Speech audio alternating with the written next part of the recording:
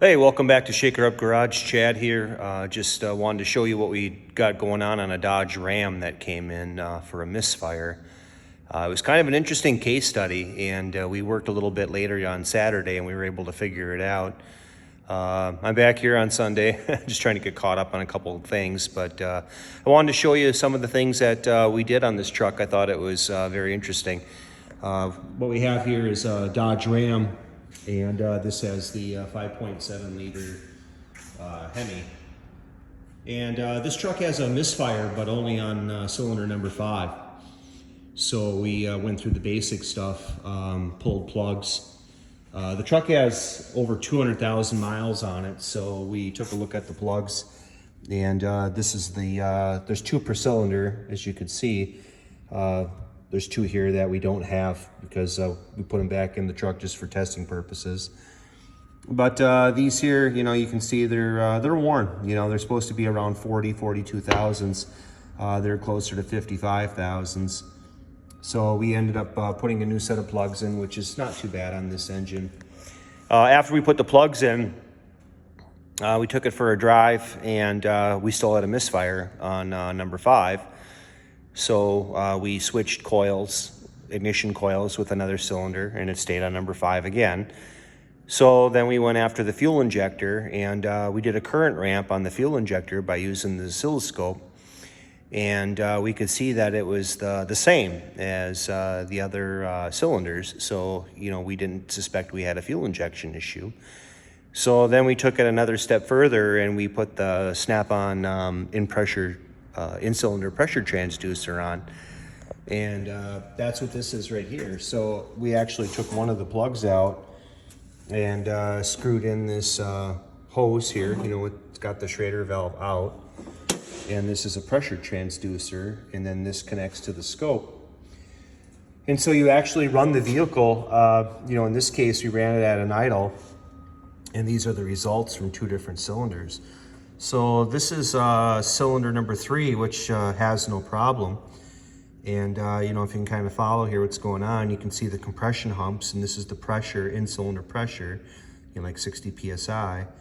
And then, you know, the cylinder, the compression up and then down, and it actually has a slight vacuum in there, and then it comes back up. This is the exhaust stroke. So this, again, the cylinder, the piston is traveling up, and the exhaust is escaping the cylinder, and you can see it's a nice even wave, and then it comes back down for the intake, and then back up to the compression, and around it goes. And you can see these waves are very even and just slightly below atmospheric pressure, which is a good sign. So then we move over here to the one that we had the problem with on number 5, and the same situation. You know, if you look at the compression, you know, here we're at about 60 PSI, and here, you know, we're slightly less, but not too bad. But if you look here at the exhaust stroke, you see how the exhaust is going up at the tail end. So this would be when the piston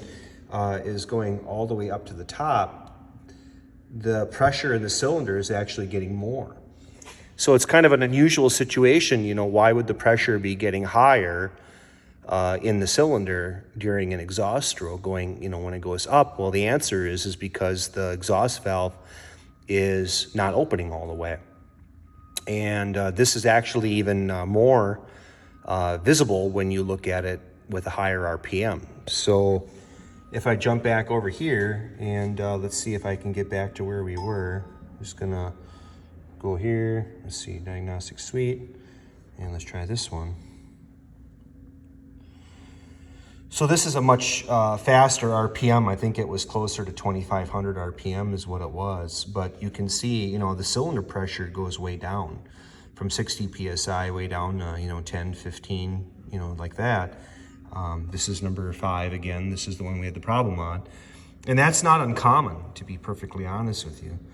But what is uncommon is when you look at the exhaust here, you see the difference. The exhaust pressure in cylinder is almost half or more of what the cylinder is on compression stroke. So what's happening, is the cam is either really worn on that lobe or the lifter is collapsed. There's really nothing audible you can hear on the engine. It sounds good. We drained the oil. We took a look at it. We looked at the filter. It didn't have any evidence of severe damage or anything inside, but obviously there's a problem, and it's only on the cylinder, and the ECU is picking it up. When you're driving the car up on a load on the engine, you tip into it kind of going up a hill with the torque converter locked up, you can feel that, that ignition fish bite, that little misfire. But as we kept going, you could see it was getting worse. So in this case, for the customer, it's bad news, but these vehicles are known for that. So I don't know if we'll be doing the repair on this. It's not that we can't do the repair, but right now, being with my limited resources, we would, to tie the shop up for that period of time. I don't know if I'd be able to do it. So we'll talk to the customer and see what they want to do, and of course, if they, decide to go someplace else, I completely understand, I wish I had the ability of having, 6, 7 bays and eight guys to work on cars, but I don't. But we wanted to give the customer a good diagnostic, make sure that, we identified the actual problem, not just put plugs in it and charge them a bunch of money and, good luck. I'm not even going to charge them for the spark plugs or anything like that. I feel that was my responsibility. May have jumped the gun on that a little bit too much, and so that's fine. That's part of the business. But treat the customer right, do a good diagnostic. We have evidence here. We, even if we wanted to do an after with the repair, we would be able to do that and confirm. So thought it was kind of cool, kind of a neat thing to check out here at the garage with some of the equipment. Thank you. Have a good day. Bye-bye.